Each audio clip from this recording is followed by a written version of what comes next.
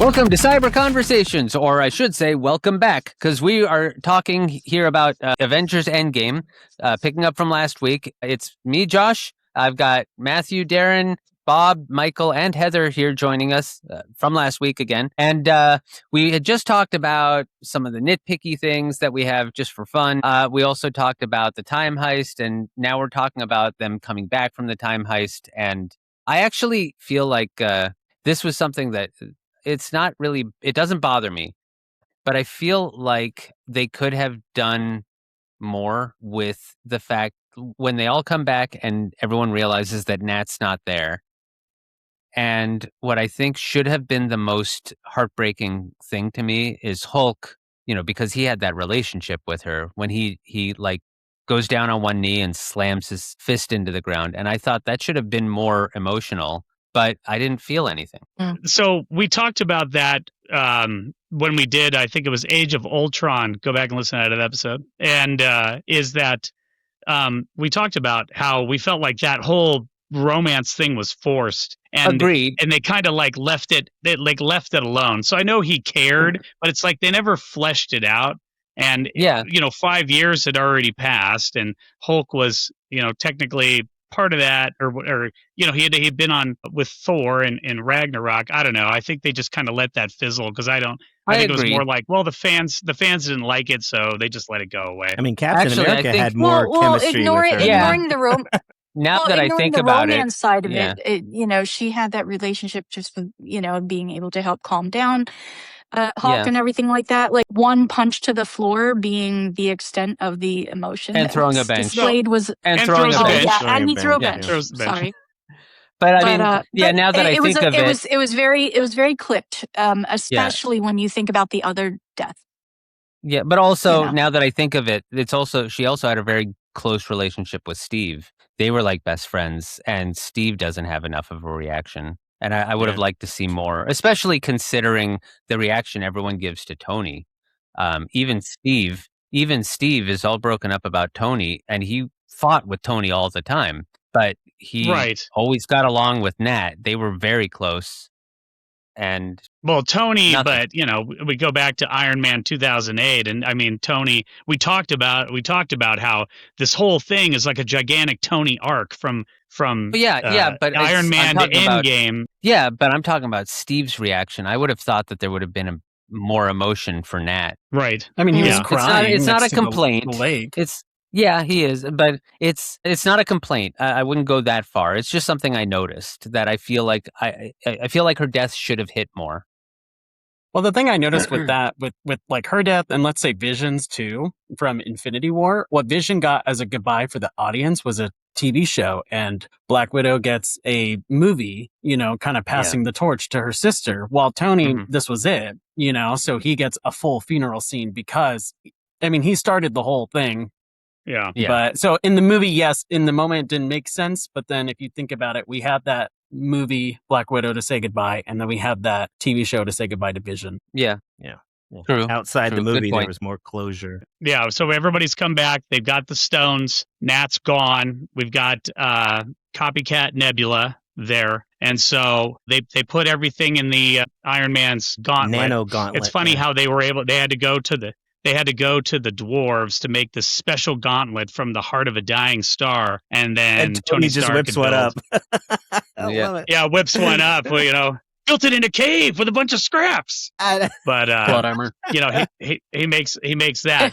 But that's true. My question again, it was kind of we all talk about like, gee, I wish they would have spent more time on this. It's kind of like, who should have worn the gauntlet? Obviously, it went to Hulk, and it was like, oh, it's mostly Gamma, and I'm like, I don't remember that. I mean, I didn't remember that either. What everybody thought about, should it, was Bruce the right choice? Could it have been Thor because he wanted to be redemptive? Nobody else seemed to want to jump in on that. It was just, it was just. I think either one of them would have been good. And Thor, you're right. They don't really explain.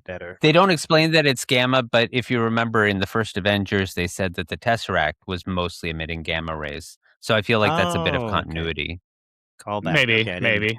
I think Thor would have been the more proper choice, considering he killed Thanos, and he had a lot of, going toe to toe. He needed that more. And yeah, I don't see why Professor Hulk got to Smart Hulk, whatever you want to call him. I mean, I hate stupid banner, that Smart Hulk, whatever. Yeah, and anyway, I don't agree that it should have been the Hulk just because he can absorb it better. I mean, clearly he's not the Hulk that he was in the 2008 movie, right? He's a mixture, so it's like, and clearly he didn't handle it well either. So Thor's a god. I don't know. And the god of thunder, no less. I figure he would have been able to direct and channel the power of the stones a little bit better. They seem to allude to his mental state being more of a problem than him being Asgardian. I don't think anybody was debating whether he could physically handle the gauntlet. Right. It was this. We don't trust that when you snap your fingers with the gauntlet on, that your state of mind isn't going to affect the outcome of your particular snap, and is it going to get everything everyone wants back? So, but that comes back to Josh's point from the last episode where they ruined Thor for the sake of humor. And it's like, if they had written him properly and not tarnished the character and not tarnished the Hulk, I think this would be a more valid debate. Yeah. But at the end of the day, I still think it should have been Thor. I mean, Thor almost ended it in Infinity War, and he ends it at the start of this movie by cutting off Thanos' head. So I think Thor would have been the more proper choice, personally. Yeah. I mean, obviously, like I keep saying it, if they hadn't turned Thor into a joke and they had taken his trauma seriously, this would have been the perfect redemption moment where he, But can we look at it where in the Infinity Saga, every movie and every character plays an important role, right? Where it's like Ant-Man introduces the quantum realm for the time travel. Iron Man and Captain America are the leaders, but Captain America's worthy enough to hold the hammer.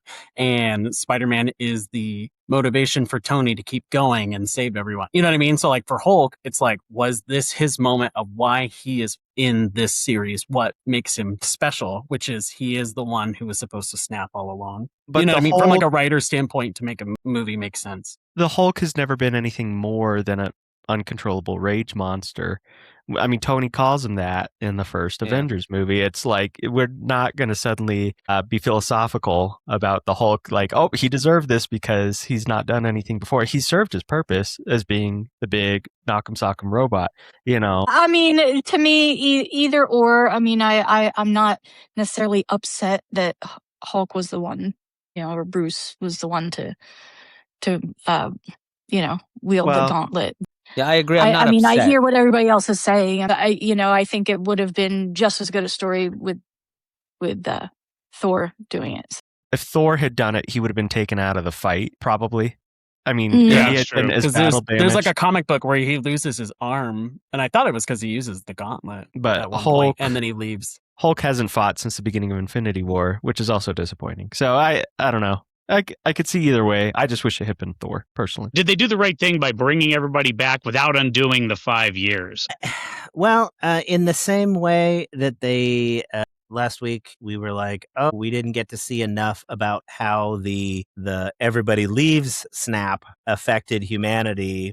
We also don't get to hear a lot about how half of humanity coming back literally on top of humanity in the present, how that's going to create just as much chaos as them leaving in the first place. We don't get to see a lot of that. I think we didn't literally see any of it in this movie. It's true. I think the only reason in this movie that we have the return snap bring the people that left back into the present right on top of everybody else. The only reason is Morgan, Iron Man's daughter, period. End of story. That is literally the only reason in this movie that they didn't just rewind and just not have everybody snapped in the first place. The gauntlet could have done that, and the return snap could have just reversed time and the flow of everything and just returned everything to that moment where they didn't disappear. But as a father, Iron Man wanted his daughter. That's it. That was the only reason.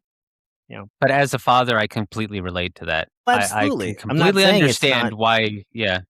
But I'm just saying from the standpoint of why they did it, that is literally the only reason they set up as to why they returned everybody to the present instead of undid the snap entirely. I'm sure that it was also a matter of stuff that happened with the convenience. survivors in those 5 years, and if you go back to the beginning, it just undoes the life that has been going on for 5 years. Well, yeah, because think about it. I mean, people have remarried, maybe they're in new relationships, and then suddenly they show up again, and you're like, that's part of why I said I would like to see a series about that, about life during the blip. There's thousands of years of Jerry Springer shows right there, just from bringing everybody back. I was going to say, I do think it's odd that we've limited these cosmic stones that can alter just about everything in the universe to snapping people away and snapping them back. Like, those are the only two functions we ever see. Like, well, no, we get to see Thanos do a lot of things to the Guardians of the Galaxy with individual stones, but not with the gauntlet. Yeah, with the gauntlet, it's the purpose of the two gauntlets is to snap people away and snap people back, and then Thanos tries again to snap everything back out of existence, which would have been really interesting to see. But obviously we can't do that for this movie because that's not the point of it. But I would like to tell Thanos, why not just make twice as many resources instead of reducing half of all life? But I don't know. So they killed the Thanos who went through the events. So now we got 2014 Thanos. So he's younger Thanos. And I keep thinking of War Machine going, let's just find baby Thanos and just, that type of thing.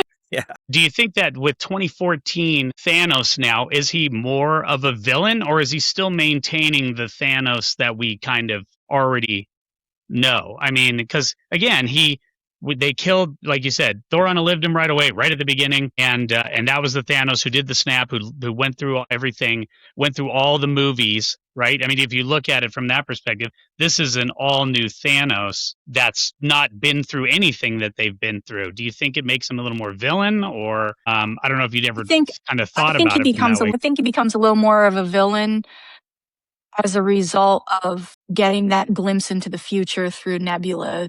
Yeah, that he saw himself get killed. Once he sees the success, though, he succeeded. All right, now he's like, now he's set. He knows at some point he succeeded, so he can have that confidence and that he has the confidence of knowing that he will succeed, and he also has the confidence of knowing what to avoid to prevent his own death because he saw how he dies. Right. And so I think that extra knowledge does make him a little more of a villain. And we have to remember that this younger Thanos, is still in this righteous crusade empire building mode. He's not in his own endgame, if you will, of his plans, the way the older Thanos, the Thanos that got killed first was.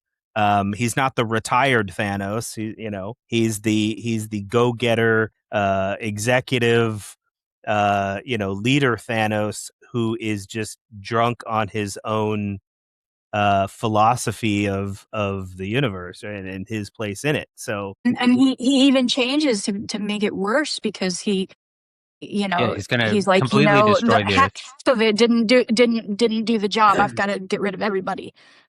So I mean, I think it makes him more of a villain at that point. And he makes it personal. Something I noticed. He makes it personal. Yeah, he makes it personal at the very end.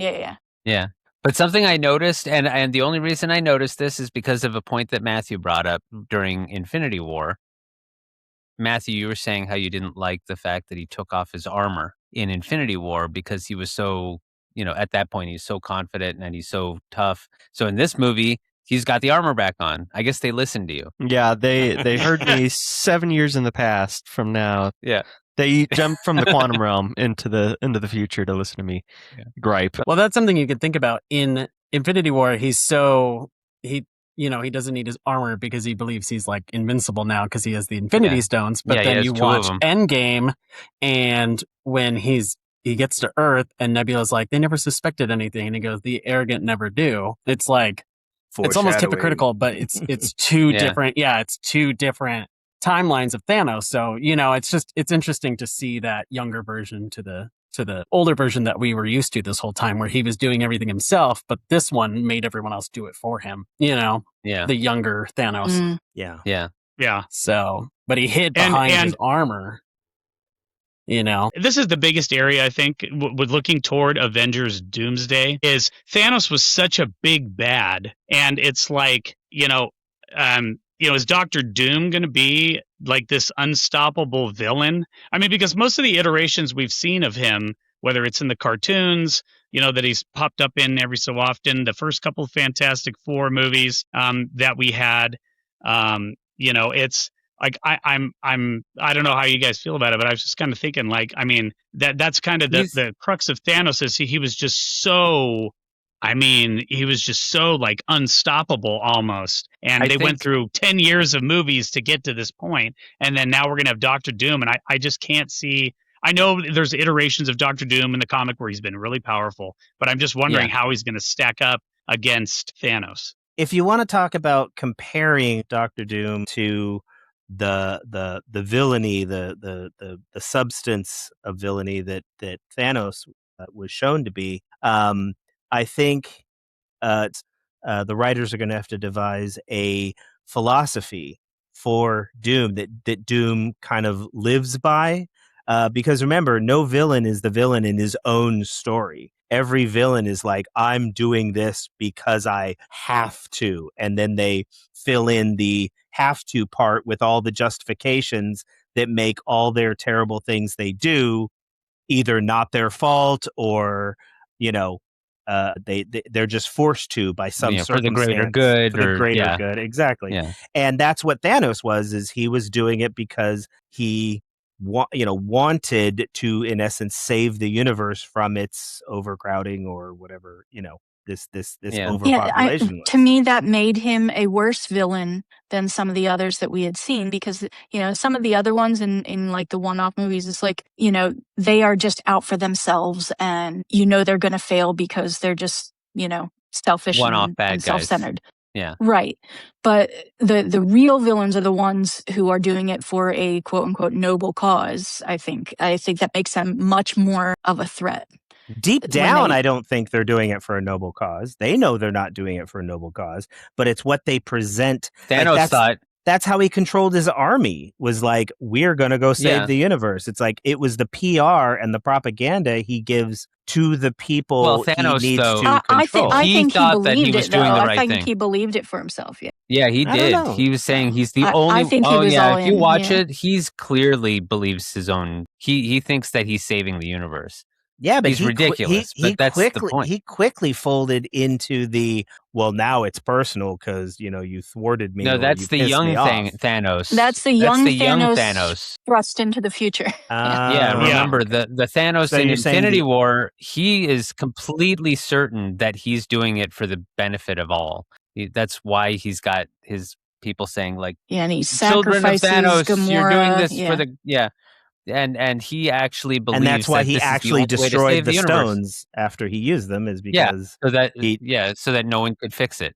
Yeah. Well, he also said so he wouldn't be tempted to do anything else done. Because and his work was done. We joked about it in Infinity War as his whole retirement plan of the garden, and he's just looking out at a grateful universe.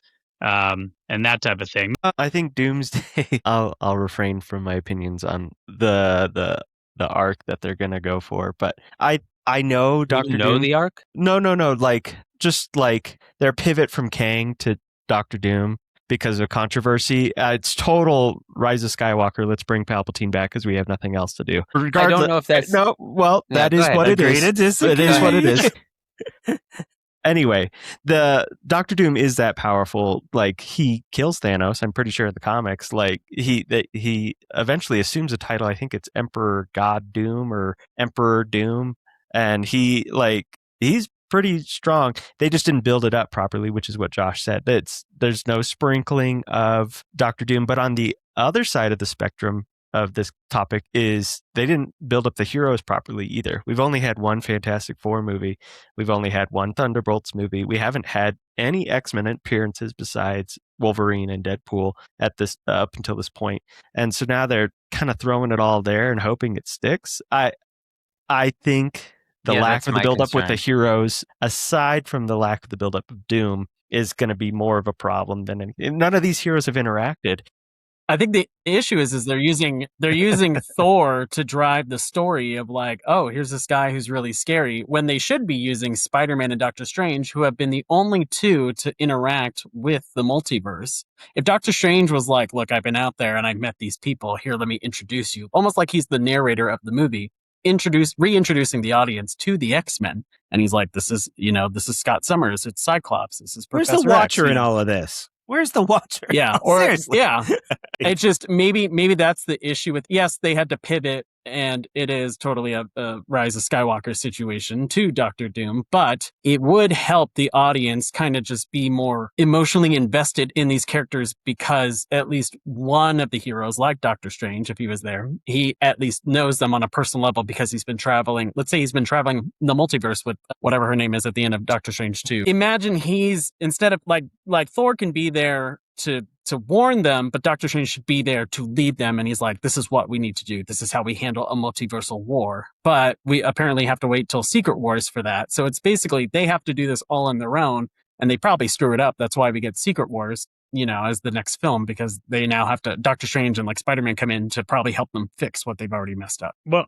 yeah, and I wonder if in this scenario, I wonder if it's something as simple as, and maybe I'm oversimplifying it, but I'm wondering if we had this 10 years of buildup in all these movies, and then we finally get to the big bad. I wonder if in this, whatever phases they're going to do, they're going to start off big bad and then work their way through it, like you were saying, which is he does something, they mess it up, and the rest of the movies, instead of being individual movies, now it's going to be each movie is start tying together. Yeah, start tying together to undo or fix or whatever it else. So I'm wondering if it's go big or go home first and then work their way through the storyline with the individual movies. If they're counting on that and it flops, then you're never going to get the other movies. So we got Thanos, we got 2014, younger Thanos, and is that the big scene, and I know everybody's seen it on social media because it makes its way around TikTok, people reacting to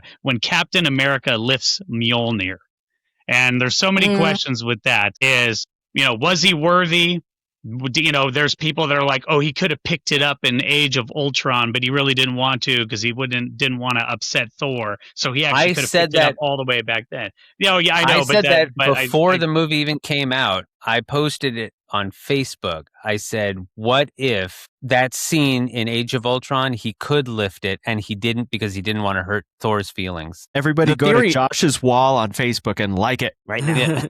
The theory why he wasn't able to pick it up too. There was everyone was because he knew about Bucky and what Bucky had done to Tony's parents, and the fact that he didn't share that, and Zemo in the movie's like, there's a little bit of green in your eye. That was the moment where it's like, okay, the Hammer decided he wasn't ready just yet. He wasn't fully honest with his best friend, and that was the one thing that kept him from lifting it.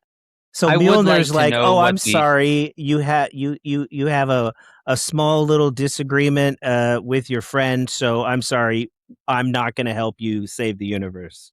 Lies of omission prevents you from picking up a God's hammer. I know. It's like, I'm sorry, big cosmic threat, but you've got issues to work out, so no hammer for you.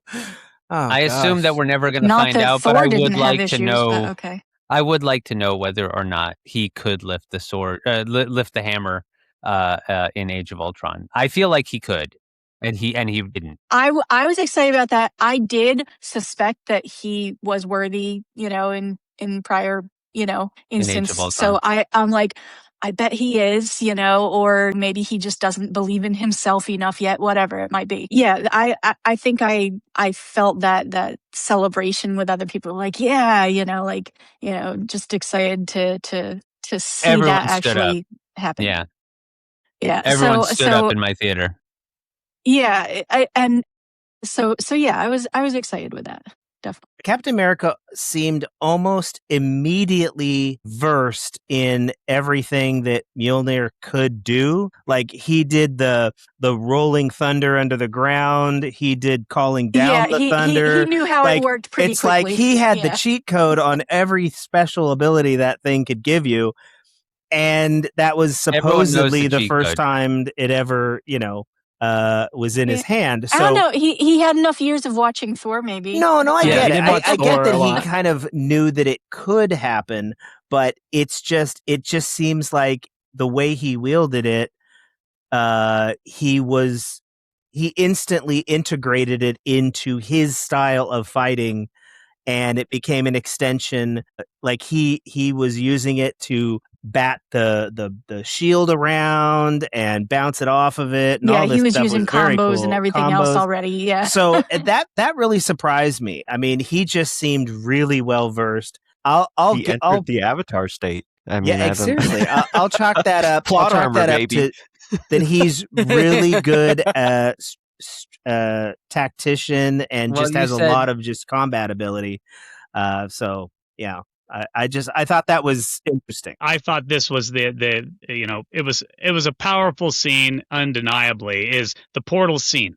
When everybody comes back, then Steve finally goes, Avengers assemble, and then it's just everybody running into battle. Like I love that scene. I know we've all talked about how much we all like Infinity War and that type of thing, but I tell you, that portal scene, it does it for me, baby. It does it for me. I think it's really good.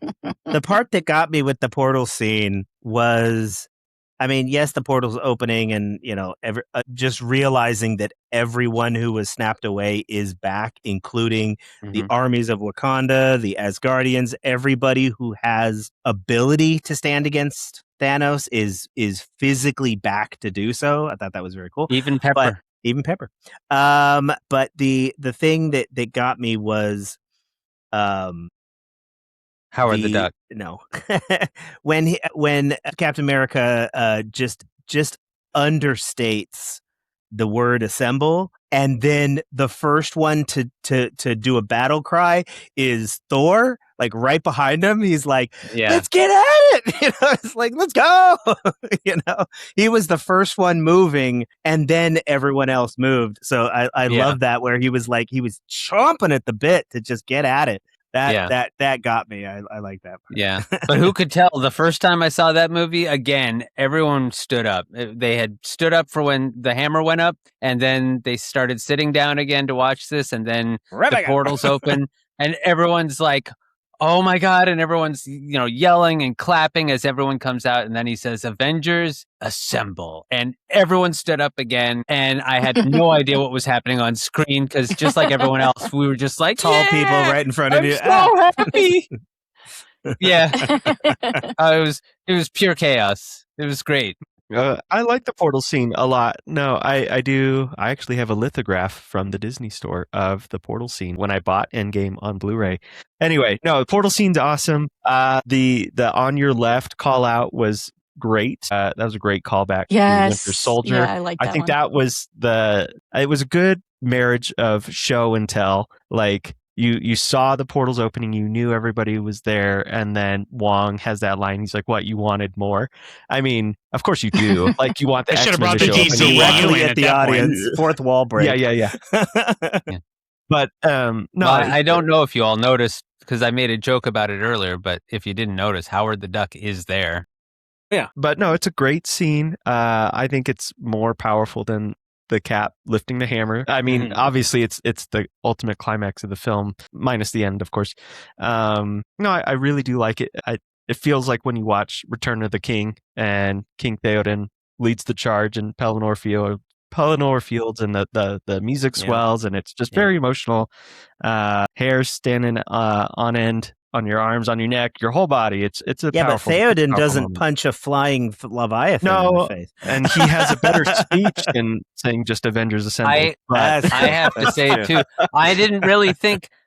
I mean, I knew that they would, but it's still amazing that they managed to outdo the comic bookiness of Civil War. That scene in the airport when the two teams come against each other, and it's like right out of the splash page in a comic book. Yeah. And I never thought they would top it, because how do you top something like that? And the Russo brothers said, "Hold my beer," and they did it. And that is a like 4-page pull-out splash cover right there. It would be better lit in a comic book, but yeah. I think that, and I know we didn't really touch on it because we've been trying to talk about just some other topics. Interesting is the Tony Spider-Man, the Tony Peter Parker relationship. I thought was really good.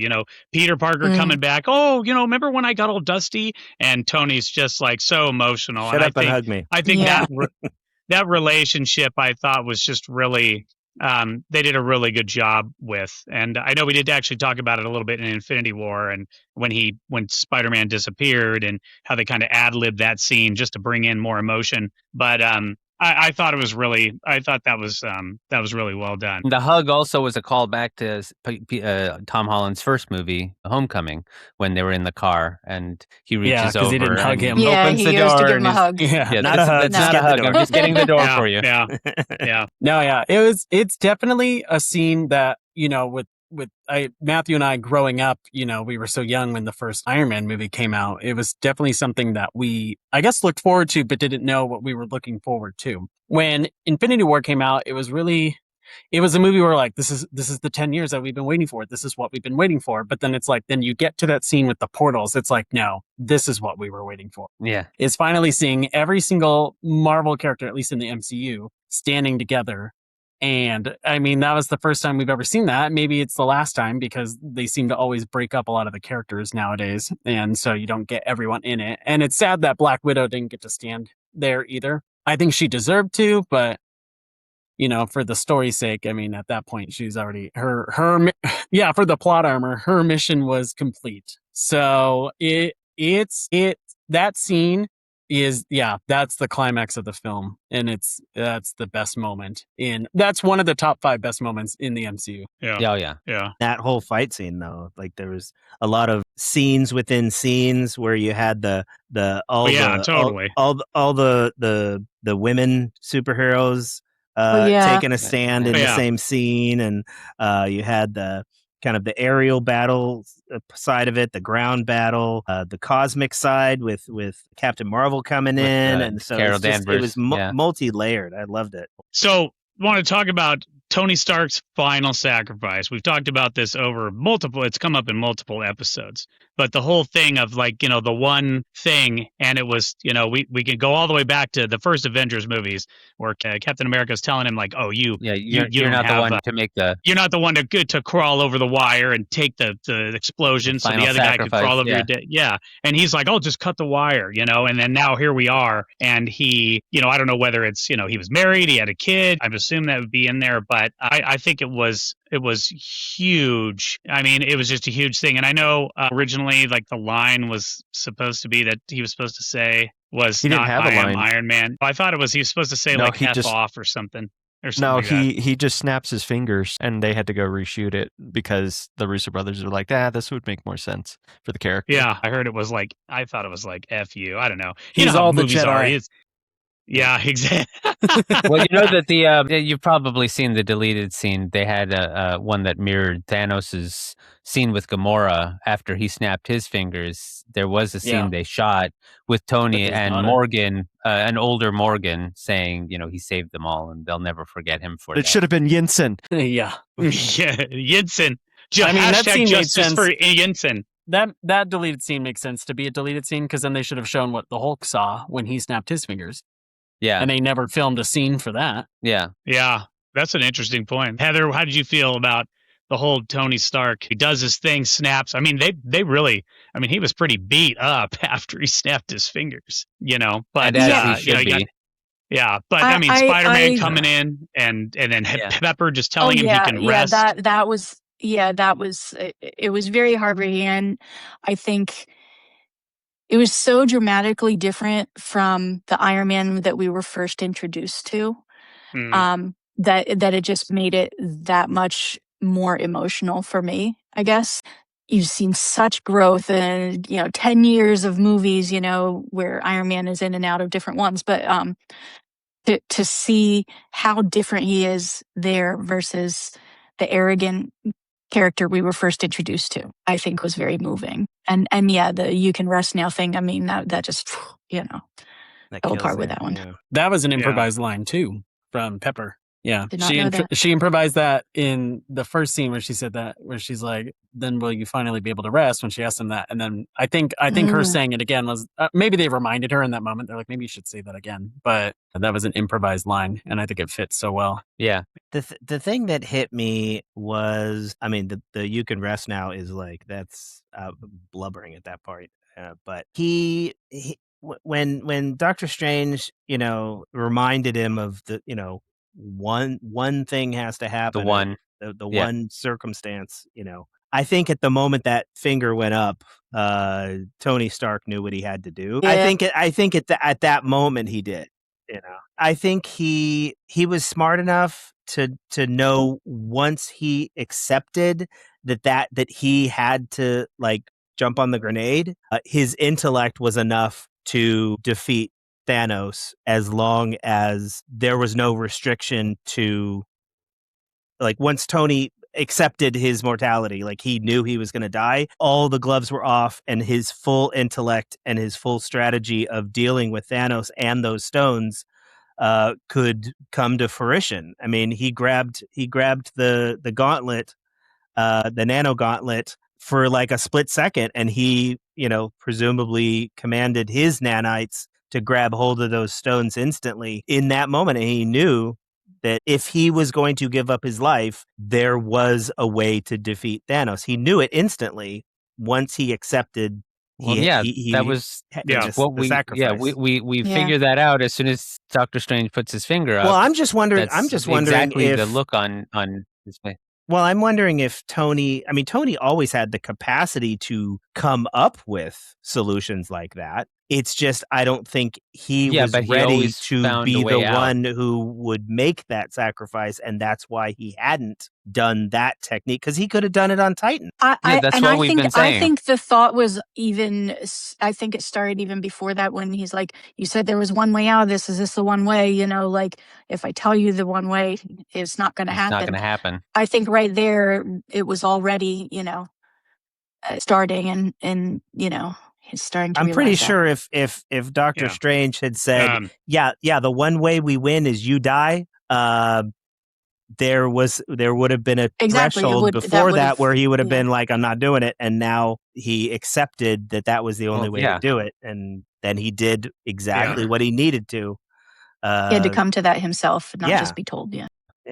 So we get the big defeat of Thanos. Steve's got to bring the stones back.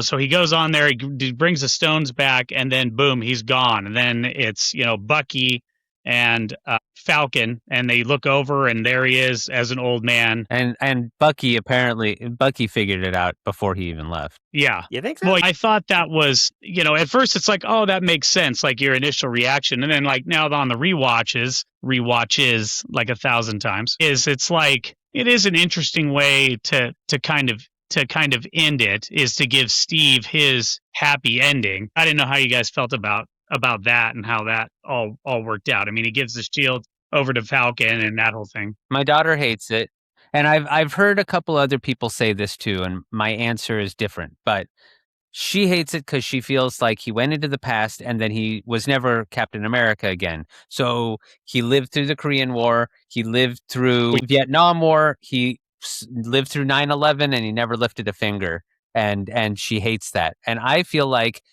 he deserves to have his time with Peggy. I don't think he would ever completely give up and like be like, oh, the world needs me, but I'm retired. I don't think he would ever do that. But I don't think that we would see the effect of it because it wasn't our timeline. Right. And then at the end, when he shows up as an old man, he's found some way to, traverse to this timeline to say goodbye to, the prime timeline. Yeah, that's sacred, what is it? The sacred timeline? That's the wibbly wobbly, timey wimey stuff I kind of disagree with. It's like, if it's a different timeline and a different dimension, then he shouldn't be sitting on that bench. He should not have access to that bench. He found a way. Unless he found a way to traverse that's timelines. The kind of wave your hand. Well, in his universe, he talked to Doctor Strange. In his universe, he talked to Doctor Strange, or he talked to America Chavez, and he came over here just to say goodbye to his friends in the Prime universe, in the Sacred universe. I mean, that's what Darin mentioned last episode. Was they should have just gone sideways rather than going up and down. Like it should have. I don't know, the time travel mechanics. I know we already kind of beat that horse to death on the last episode. It is busted by the time Steve comes back as an old man. I mean, they've completely thrown all their rules out the window. So I guess I never really thought about your daughter's perspective there, Josh, with the whole like, well, why didn't he get involved in all these other events? It's an interesting thought. I've never really considered that. I just assumed, he just wanted to have his life with Peggy, but then also be Captain America. I just assumed he left. Yeah. He didn't want to disrupt the timeline. And I mean, I guess you would if you if you had that opportunity. Well, Wonder Woman did the same thing. She, after World War I, where was she? She was nowhere. No, she stopped all the wars. She killed Ares, and that was it. I'm just kidding. I mean, was there the other? No, as far as I'm Steve concerned, Rogers still exist in the other? Like he was in the ice. I don't know. But in the weird. Yeah, he was in the ice. Was there still Captain America? Just in the ice. Different. But my point is that my daughter doesn't like it because of that reason. I do like it because my idea is that he is still Captain America, just in a timeline that we don't see, because it doesn't affect this timeline. I think it's unfair though that Cap gets his happy ending and Tony has to die. Like I don't know. Wasn't it in this show though that someone said someone said it at some point that it was really interesting that Tony Stark began as a guy who enjoys his life and like does everything he can to survive, being tortured by the 10 rings in the cave. He did everything he could to survive, and he ends by dying, where Captain America ends his first movie by effectively dying, and in this movie he gets to live. It's a complete reversal of both of them. Maybe I thought someone said that in the last episode, but maybe I just think it's unfair. Cap gets to live and Tony has to die. I think they should both live. But Tony got his happy ending. I mean, he got no, but he didn't. He died. Had a kid, and he got to live with his wife for 5 years. He died, and he got 5 years. He got 5 years with his wife, and he got. We can ask Anthony and Joe Russo when they join the podcast next week.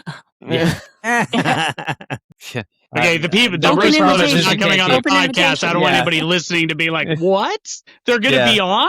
No. Yeah, Michael's going to take care of that. Well, real quick, I'm curious. Did everyone else know that it was Harley? Was that other teenager at the funeral? Did you know that at the time you were watching it? No. Yes. No. Yeah. He was hard to recognize, but I realized who it was. I didn't recognize him. I had to go Google. I'm like, who's that other person that they, stopped the camera on? He does look very different because he got a lot older. Okay. So they have during the fight, they're trying to get the gauntlet to the van with the remaining quantum time travel device. Captain Marvel is racing towards it. Was she just going to go through without calibrating where she was going to go? Any PIM particles she was just to move gonna throw around it in the van. past? How was she just going to throw it? Maybe she was just going to throw it in the van. What was that going to do? What was that going to do? Is this going to land somewhere in the past? Keep it away from Thanos at the very least. Yeah. Okay.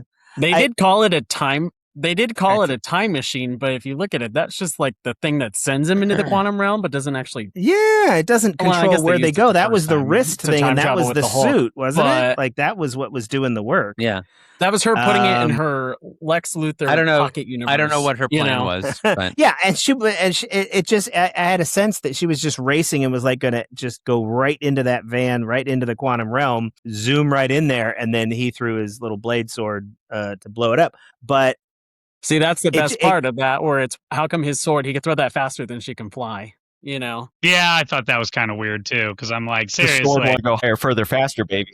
Wait, how did Rhodey get his armor back? How did Rhodey, he did canopy in his crushed armor. He got out of his armor. Well, we don't know that it was crushed. I think it was just knocked the wind out of him. So I think in that he was just having a panic attack. Plot armor. And then it looked like it was like he was ditching the armor because it was basically a can opener now, and he had to get out of it. To me, it looked like he just had to open it because he was. It didn't look to me like he was crushed. It looked to me like he was just like freaking out and needed to be able, felt like he needed to be able to breathe. Yeah, Ant-Man scooped them all up and then got big, right? And just and he dropped them on the ground. Yeah. Why doesn't Rhodey have nanotech for one of his suits, like Spider-Man with the Iron Spider suit? Because Tony never made him one. Yeah, Tony didn't like he's it. still I guess- running I off guess of not, but, U.S. I mean, how else is Rhodey get the different derivative tech. suits? U.S. Army Well, no, derivative he just tech. likes physical media, so that's why his Yeah. suit is yeah. It's plot armor of the best type. It's real armor. So, kind of moving toward the end of this is we have a lot that Towards the Endgame Endgame, ended if a you lot will. of different plot lines. Yeah, exactly. We're at the end game of Endgame. So you had Tony Stark's journey ended. You got the Steve and Peggy closure. You know, the whole Avengers era to that point, the whole Infinity Stone. But then we still have unresolved storylines, like, you know, what's happening with Thor. Where are the Avengers going? Now we've got alternate timelines, not quite a multiverse, but now we know that that's possible. You know, we hadn't really used. Well, I mean, she did say multiverse, I guess, but you know what I mean. It's like Wanda's grief. We don't know what's going on with that. I mean, she's just torn up until we get to WandaVision, which still doesn't really resolve the grief per but se. This movie still ended in a definitive way. Like, you don't have to see all that stuff coming up to know. Like, it doesn't matter at this point. Like, they the set final up the defeat of possibility. Thanos was the main thing. Yeah, but like we see Thor is going with the Guardians, and that's enough. We know that they're going to go look for Gamora. And if they had, you know, I didn't feel like, oh my God, what's going to happen now? Because we need to know what happens to Thor and the Guardians. I was looking forward to Guardians 3. And at the time, I was looking forward to Love and Thunder. Wait, look anymore. for Gamora? Did she disappear after she kicked him in the nuts? What happened? Yeah, she wasn't there because she wasn't she wasn't snapped. there. She didn't. She wasn't snapped. It was the Gamora from the past. Yeah. Oh, But no, she I know didn't that. have- Yeah. But she 2014 doesn't go Gamora. with them. But she leaves on her own. That's why she's not on the leaves on her own. Milano at Gotcha. the end. Okay. And that's why he's looking for her. You can see her. He's like her name at the top of the map before Thor like swipes the map away. Yeah. Yeah. Before they battle with knives to see who's going to be the leader. The question I want to ask, this is a pop quiz question, and this is another Avengers Doomsday, because really Endgame and Infinity War, but Endgame is the only movie I think we can really compare what potentially Doomsday is going to be. Do you think that Avengers Doomsday will be perhaps a sort of quote unquote sequel to Endgame, maybe a response to Endgame, like we talked about, where it starts big, gets smaller after that? Or is it just an attempt to recreate the excitement that we've all talked about with Endgame, where we're cheering in the theater and everything else? How does what Endgame was and what it brought to the MCU and how epic and big it was, how is that going to compare with Doomsday? Because they're trying to drive it up that big, that it's going to be this big, you know. I think that's the movie. purpose of the Avengers movies. Like, they make the other movies standalone to set up Avengers movies, but they know the Avengers movies are the tent poles. These are the big events. They didn't set this one up, though. That's the... Well, they haven't yet. Yeah, this one but it hasn't come out yet. But it doesn't matter. They didn't send it up the way that Endgame was set up. I mean, we've already... You mean like with the with the Thanos thing, but that movies. could be what this is going to be. That I still like. I don't know yet, but like this could be the next saga kind of thing. Like you had the Infinity Saga, now we're going to the Doomsday Saga. That's going to. Well, right now we're in the multiverse off. saga. That's what they're calling that. It already wrapped up, though. I thought. The multiverse. Well, why are the saga X-Men then in this movie? It's still multiverse. The multiverse is going to continue, I think, because we know they got to bring in the Fantastic Four are in a different universe, and the X-Men are in a different universe. So somehow that's going to play into Doomsday. But as far as and yeah, this is something that I've said before. But when this movie came out, my biggest concern was that, you know, up until now, they always had Thanos in the background from the first Avengers movies till now. You know, he was always kind of there, and it was building up toward the big showdown, which happened in Infinity War. And then this wrapped up the story. And I was concerned that now there wasn't going to be a big bad guy manipulating everything. Looks like Dr. Doom is going to be that new bad guy. And I don't believe the Russo brothers are going to do the same thing as DC, where they go big at the very beginning and then everything kind of tapers down. I think this is going to be the beginning of a new saga. It's just, but I could be wrong. It's unearned. No, I feel like this is an unearned movie. We've just not had the proper build up. Whether it's going to be as big and bombastic as Endgame and Infinity War, where it doesn't matter. It's the quality of the story behind it. I think it's going to leave a sour taste in a lot of people's mouths because it didn't have. It's not earning the payoff that they're trying to give us. And they only brought RDJ back because the movies were failing. We talked about that last episode. It's like he only came back and Chris Evans. Well, I don't know if that's true. Hemsworth. Well, but it is all nostalgia bait. I mean, you're bringing in X-Men timeline from all the Fox movies, which we technically already had a wrap up of that with Deadpool and Wolverine. But now I never saw that. Oh, that was pretty good. But regardless, it's I don't know. You're bringing in a Fox timeline. You're bringing back Fantastic Four members that we've only seen for maybe 2 hours. Yeah. And it's just, I don't know. I don't think they can write it as best as they can, but the buildup itself as an entity of buildup is just not there. Not for me anyway. Oh, so would you just say they're overhyping whatever it is going to be? Right. I mean, well, you had RDJ come on the stage at San Diego Comic-Con 2 years ago, and he pulled the mask off, and he's like, same mask, different task type of thing, and it's like, but what's the different task? We haven't even seen it, Like, there's no sprinkle throughout any of the movies or the shows that we've gotten so far, aside from Loki season 2. That's the only thing that I could think of, and that's it's going to be interesting. Well, I have nothing to do with the making of the movie, so I don't know what the story is. Well, I do, Josh. I'm just kidding. I'm just kidding. But my personal opinion is that they're not trying to outdo Endgame with Doomsday. They're trying to start a new saga, which will end with a movie that will rival Endgame. But this isn't it. This is the beginning. Maybe it's just maybe this is just like a saving grace movie of like, let's throw the Hail One Mary last hurrah. and let's see if we can make up for the mistakes that we made with phase 4 and 5, because it didn't get as much, people didn't like it as much because the storylines were just all over the place. But I think a good setup. Maybe this isn't the right Avengers storyline that they should have started with. They're gone with after Endgame. Maybe it should have been something else. Avengers, not even Kang Dawn Dynasty. of Maybe they Justice. should have. But see, like even though I rag on Thor: Love and Thunder because I really do think it's a bad movie, most of the movies that came out afterward I think are very good. I think that the biggest problem is not the quality of the movies, but that they don't have an overarching villain that they're working toward. And I feel like they were kind of just milling about in their own little spaces, but they were aimless. And I think that Doomsday is to give it aim, which is why I think that they'll be starting a new saga, and now they'll come back to, having an overarching bad guy and aim toward a goal. That's my opinion. Okay. I don't know, but that's my guess. Yeah. So final ratings, final thoughts on Endgame in its entirety, final thoughts on this entire 10 years from Iron Man to Endgame, because we've done now the MCU movies in order to Endgame. Well, there's one more. Yeah, but right. We are going to do another movie after this, but I'm just saying that Endgame. The Endgame is the Endgame. Yeah, exactly. Yeah. So, Matthew, why don't you go first? Epilogue.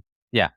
I mean, despite my issues with this film that are pretty minimal when I watch it, I mean, the time travel mechanics kind of blow, but aside from that, I do really enjoy this movie a lot. It's a top 10 for me. I know I haven't said that in a while. I'm going to probably give this a 9, like the number 9 spot in my top 10 MCU. I think it runs a little bit long.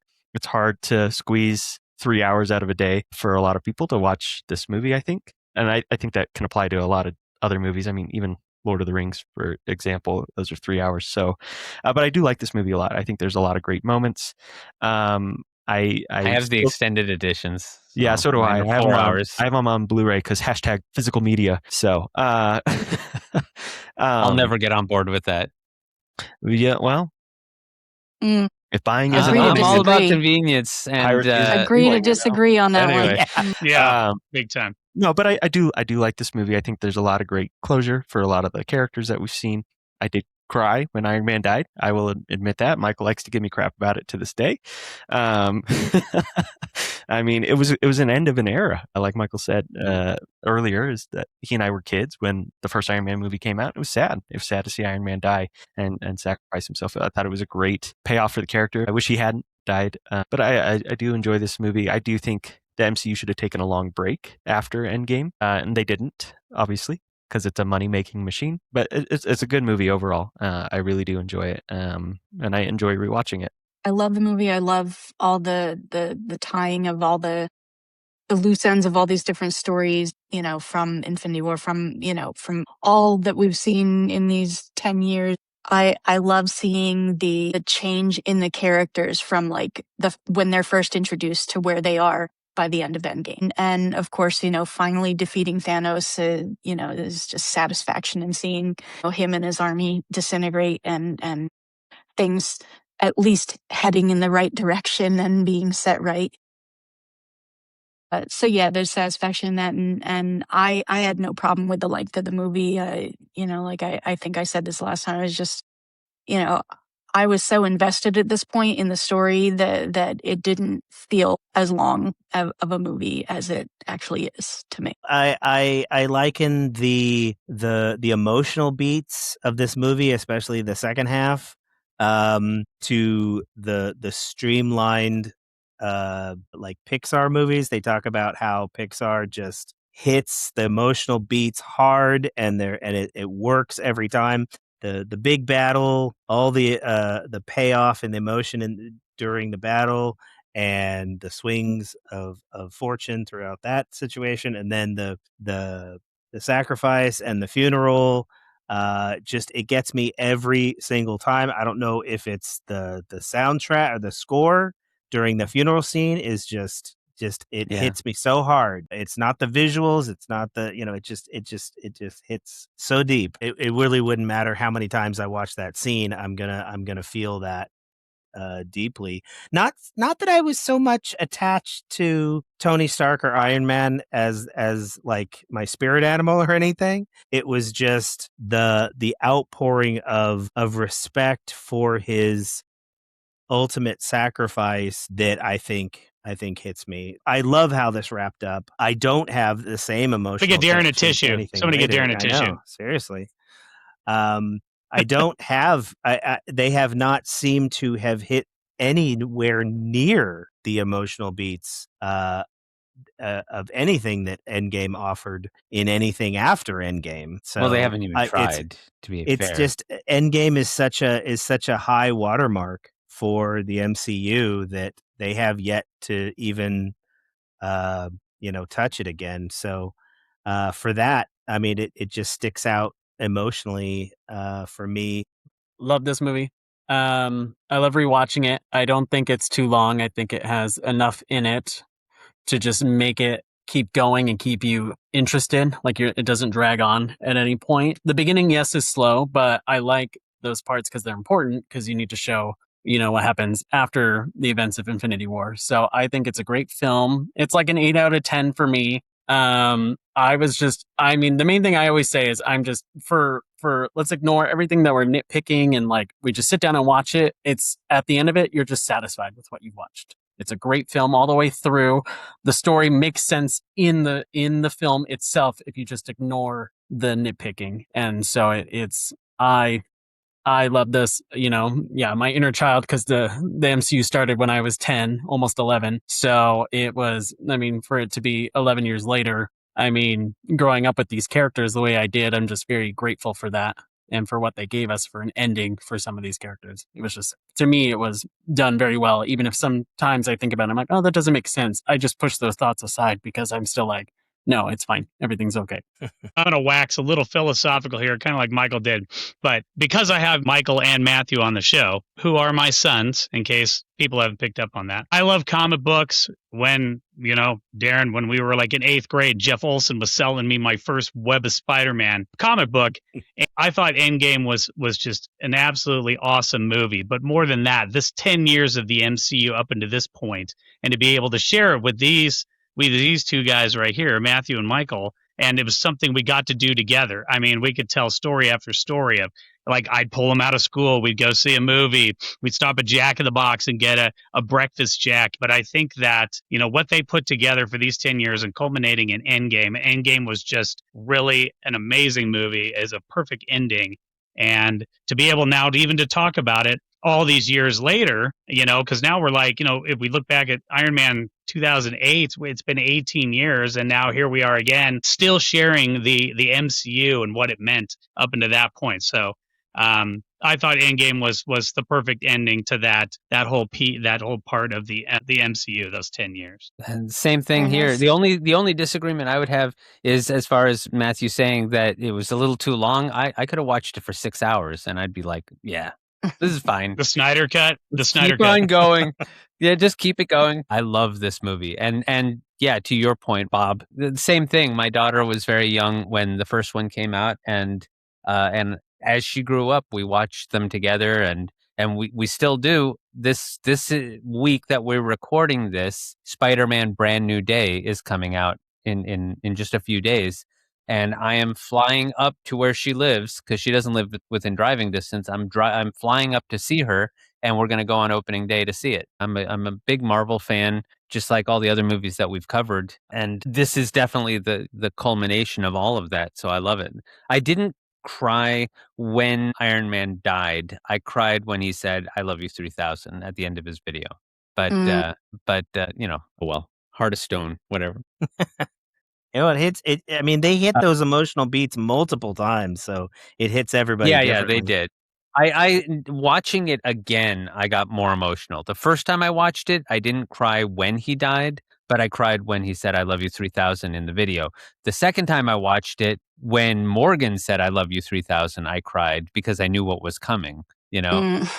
So, on that note, we have one more movie that we're covering on this channel because it's the epilogue to the Infinity Saga, and that is Spider-Man: Far From Home, which we will be talking about next week. In the meantime, I want to thank Matthew, Darin, Michael, Bob, and Heather. It's very late. And I'm Josh. Thank you again to all the subscribers, and if you haven't already, please become one. We want the views. Feel free to share this with all of the friends that you have that want to talk about Marvel, and share the love. And all the friends that don't want to talk about Marvel, share tell them that they have to. And yes. And as always, make tomorrow better than yesterday.